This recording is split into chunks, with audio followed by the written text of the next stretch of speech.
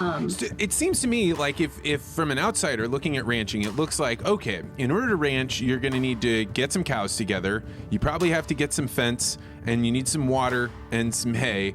And then as long as you feed them the hay when they're not out on pasture, now they've got plenty to eat, and then you sell them. And as long as you sell them for more than you bought them for, or the more that you put in, then you're making money. Right. What about that is because I'm sure that's too small to like it's more complicated. It is.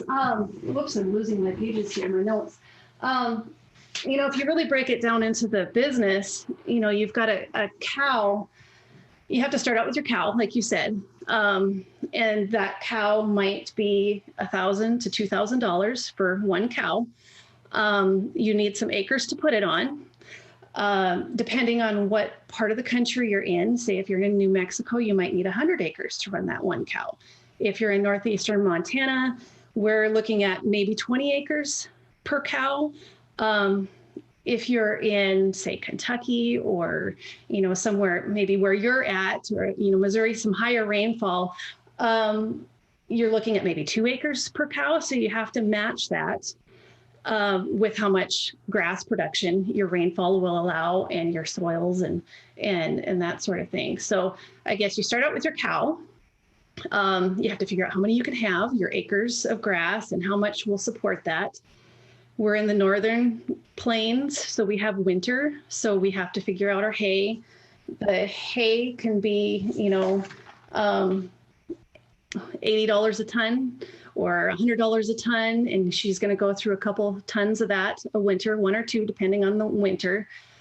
So you look at, so you have this cow that's, you bought, let's say we bought it for $1,000, just for easy math, which if you wanted, we try to keep it around there, but there's a lot of people that buy more expensive for their own reasons. That cow's only going to last, say, 5 years on average in the herd. She can live for a long time, but there's going to be, she's going to come up open, or, something's going to happen, and the average cow herd, or average cow, will probably last around 5 years in the herd. So it's not, you don't just get one and she lasts forever and give you this cow or this calf forever. And to clarify, when you say you're raising cows, that's specifically you have moms that you're then breeding to then raise to have calves that then you can sell. Right. We are purely a commercial cow-calf operation. So we actually buy through the sales ring. There's a lot of ranches that raise their own replacement heifers, which I guess some people don't understand the difference between a heifer and a steer and a bull calf or whatever, but a lot of them raise their own heifers. We choose not to do that for our own economic reasons, I guess. So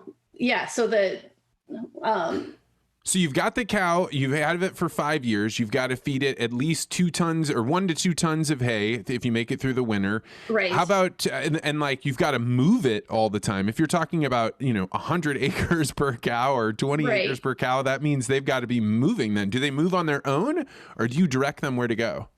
We direct them where to go. And that goes a lot into the range management that we do, the grassland management. We cut those pastures down into smaller areas.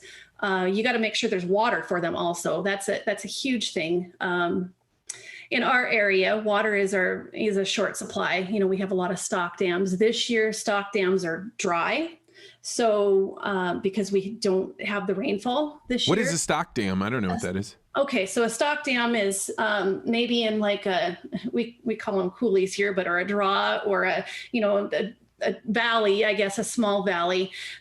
They were dug out, so it's just a dam. They're just a small dam that has, and most of them have been in for years and years. There's not very many new stock dams now, but so the stock dams usually catch snowfall, or the runoff from melting snow is where that water source is. So this past winter, we and a lot of other areas in the West have not had a lot of snowfall, so that there's not any runoff into those dams.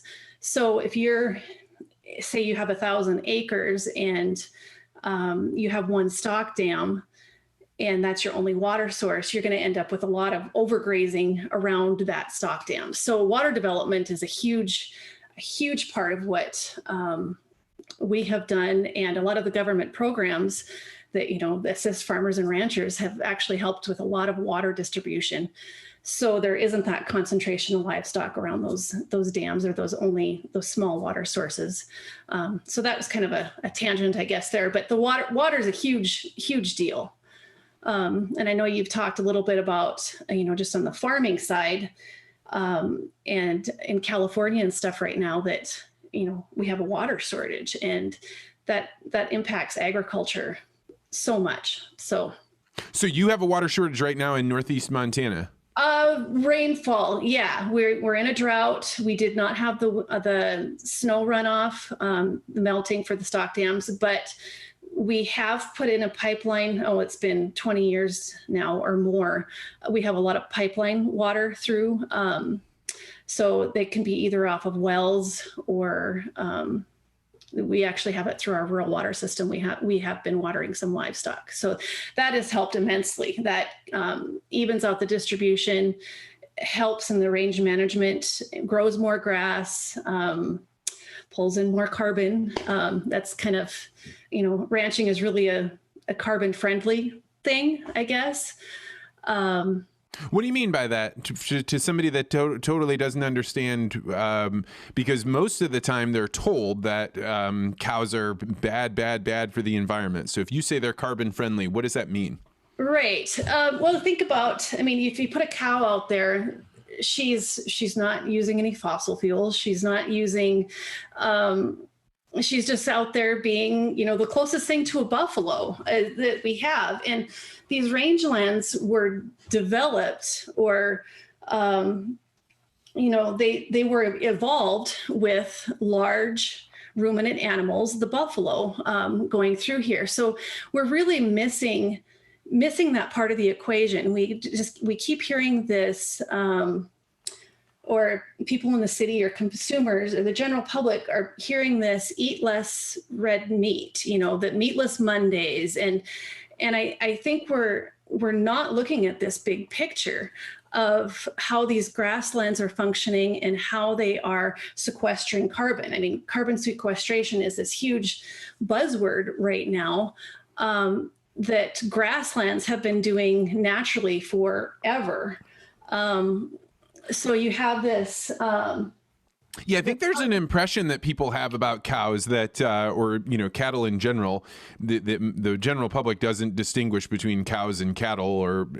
Right. But what they say is like, oh, I have seen feedlots, and I imagine that the cow is born on a feedlot, they live on a feedlot, and then they, get picked up and taken to the butcher, and they have no concept of most of the cattle that ever make it to a feedlot are raised on pastures and then just at the very end are taken to a feedlot. This is like really very surprising to people living in the city. Right.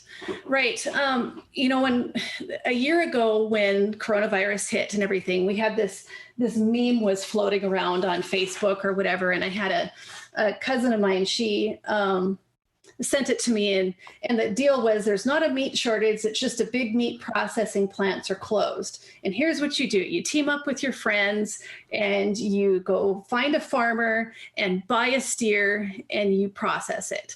And I said, that's a great idea. I would love to be able to do that, but I don't have a fat steer out in my pasture just waiting for you to walk by and buy it, and we cut it up and we put it in your freezer. It's such a long process to get there. And like you said, we are on the very beginning of it, the cow calf part. We have the mother cows out there that they have this calf, and by the time that it's actually ready to be put in a freezer, that's 18 months to sometimes 30 months before that calf is ready to be in your freezer. So there is a misconception of how that whole how long that process takes. And for the first 9 months, that calf is out in the pasture, and they are grazing. And like your lawn, once it grazes, once you mow it, then it grows again. And that's the beginning of that idea of that carbon sequestration idea that cows are doing, because the more we graze those lands, the more grass it grows, the more carbon it sequesters. It's like tree growth, or trees get all the credit for all the carbon sequestering, and our grasslands are doing a lot of it. And we really need to look at that part of the equation more. Thanks for checking out this podcast short. If you like this interview, make sure you hit the like and subscribe button and hit that bell so you always get notified about this podcast. And if you're really interested in conversations like this, you may want to consider joining the Articulate Ventures Network. To find out more, go to network.articulate.ventures.